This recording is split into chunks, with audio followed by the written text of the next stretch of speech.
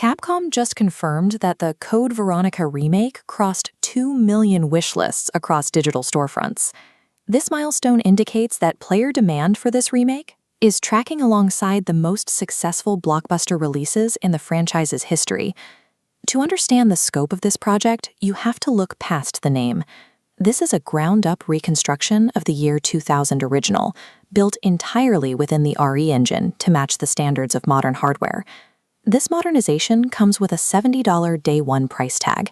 It also introduces a choice that didn't exist for previous remakes, deciding between the high-end fidelity of traditional consoles or a simultaneous launch on the Nintendo Switch 2. Navigating this launch requires looking past the general enthusiasm and evaluating whether a $70 investment actually fits your current hardware and your gaming budget. The first step is identifying your specific priorities as a consumer before you commit to the premium entry price. We can map these priorities on a quadrant chart. The horizontal axis tracks Resident Evil history, while the vertical measures budget and hardware flexibility. Quadrant 1 is the nostalgic purist. You value the original Dreamcast Dread. Quadrant 2 is the modern adopter, looking for fluid, action-heavy combat. Quadrants 3 and 4 cover the platform pragmatist, prioritizing handheld convenience, and the budget-conscious gamer, deciding if $70 is fair. Determining where you sit on this chart will clarify which platform you should choose, or if you should avoid the launch window entirely. The most significant change to the experience is the removal of the fixed camera tank controls that defined the year 2000 version. Capcom has replaced that system with a modern over-the-shoulder perspective. This perspective shift enables a new set of player abilities, including dynamic aiming and parries. In the original game, the fixed camera angles created a specific type of claustrophobia by limiting your field of view. You often had to move towards sounds without knowing exactly what was waiting around the corner. Total camera control changes the pacing from a slow-burn survival crawl to a tactical engagement. You have the visibility to track enemies and react to threats, which makes the gameplay feel more empowering and action-oriented.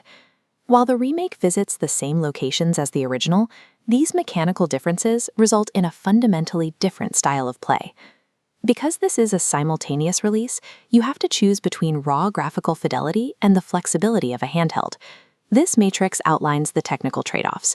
The left column highlights the advantages of PlayStation 5, Xbox Series X, and PC. These platforms deliver native 4K resolution, real-time ray tracing, and near-instant loading times enabled by high-speed SSDs.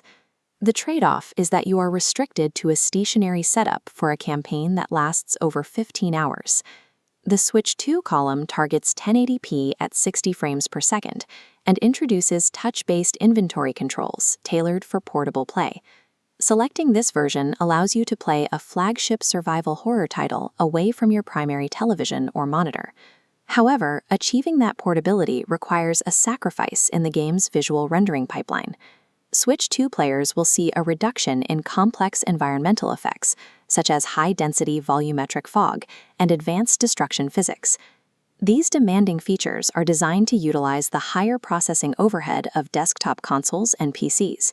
You must decide if the ability to play during a commute or in different rooms justifies the drop in atmospheric detail. Finally, we have to look at the value of the $70 entry price itself. A day one purchase lets you experience the expanded story arcs for Claire and Chris Redfield before spoilers circulate, and it gives you immediate access to the updated Mercenaries mode. But Capcom's existing catalog offers a strong counterpoint. The Resident Evil 2 and 4 remakes use the same engine and very similar mechanics. You are essentially paying a $40 premium for a new story, as those older, mechanically comparable games are now available for roughly half the price. Determining if $70 is worth it requires looking at the game's value relative to the rest of the modern Resident Evil library.